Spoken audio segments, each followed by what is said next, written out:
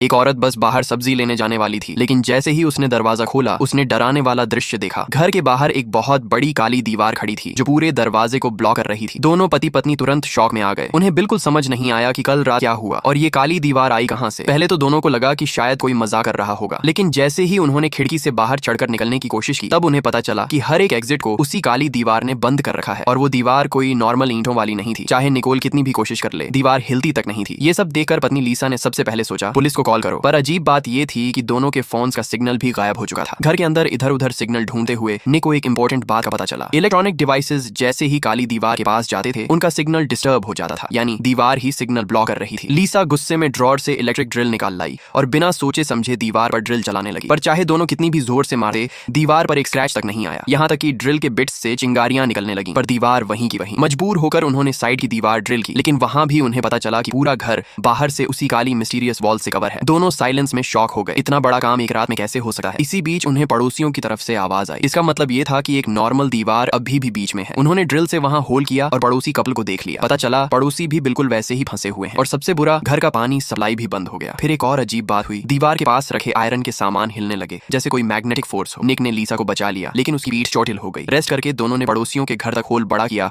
और उनके साथ मिलकर एस्केप प्लान सोचा। निक को एक बड़ा आयरन हैमर मिल गया और उसने दीवार को तोड़ना चाहा, पर दीवार फिर भी नहीं टूटी। तब आर्किटेक्ट लीसा को एक बात याद आई। इस बिल्डिंग के नीचे वर्ल्ड वॉर के टाइम का अंडरग्राउंड शेल्टर है जो मेट्रो सिस्टम से कनेक्टेड है, यानी अगर नीचे की फ्लोर तोड़ दी जाए तो एस्केप का रास्ता मिल सकता है। निक ने फ्लोर फोड़ना शुरू किया। फ्लोर टूट गया और नीचे एक बीमार बुजुर्ग आदमी और उसकी पोती मिली। बुजुर्ग ने समझा कि निक उनका सामान लूटने आया है और उसने गन पॉइंट कर दिया, पर पोती ने समझाकर उसे शांत किया और वो भी एस्केप प्लान में ज्वाइन हो गए। फ्लोर तोड़ते हुए निक को स्मोक सेंसर के अंदर एक हिडन कैमरा मिला, फिर किचन के स्मोक सेंसर में भी कैमरा मिला। सबको समझ आ गया ये सब किसी ने जानबूझकर किया है। रूम के अंदर से सबको रियलिटी शो जैसे मॉनिटर किया जा रहा था। सबने लैंडलॉर्ड के घर का वॉल तोड़ दिया, पर लैंडलॉर्ड मरा हुआ पड़ा था और उसकी दोनों बाहें गायब थीं। सब और भी ज्यादा डर गए। सब फिर नीचे उतर गए और एक आदमी जिसका नाम एंटोन था सामने आया। एंटोन बोला कि ये काली दीवार लोगों को बचाने के लिए लगाई गई है क्योंकि बाहर एक वायरल डिजीज फैल चुकी है, पर किसी को यकीन नहीं हुआ। वो सब फिर अंडरग्राउंड शेल्टर के गेट तक गए, लेकिन गेट के बाहर भी वही काली दीवार लगी थी। पड़ोसी आदमी गुस्से में गन से दीवार पर गोलियां चलाने लगा। गोलियां हवा में फ्रीज हो गई। फिर उल्टा गोली बुजुर्ग के सीने में घुस गई और वो मर गया। सब होप लूज कर गए, पर निकोल ने हारा नहीं। लैंडलॉर्ड के बेडरूम में उसने एक हिडन सीक्रेट रूम डिस्कवर किया। वहां मल्टीपल कंप्यूटर्स और सब घरों के सर्वेलेंस कैमरास चल रहे थे। उन्होंने फुटेज देखी और पता चला कि एंटन का प्रोग्रामर दोस्त काली दीवार को ओपन कर चुका था, लेकिन एंटन ने उसे मार दिया क्योंकि प्रोग्रामर एस्केप करना चाहता था। सब गुस्से से भर गए, पर निकोल ने प्रोग्रामर का कोड ढूंढ लिया और अपने फोन पर रन किया। फोन पर कई ग्लोइंग डॉट्स आए। उन्हें करेक्ट ऑर्डर में प्रेस करना था। पहले गलत प्रेस से पड़ोसी औरत का आधा शरीर दीवार में फंस गया और वो मर गई। उसका पति एंटोन को मारकर खुद भी सुसाइड कर लेता है। अब सिर्फ निक और लीसा बचे थे। उन्होंने फ्लैशेस काउंट करके करेक्ट पैटर्न फाइंड किया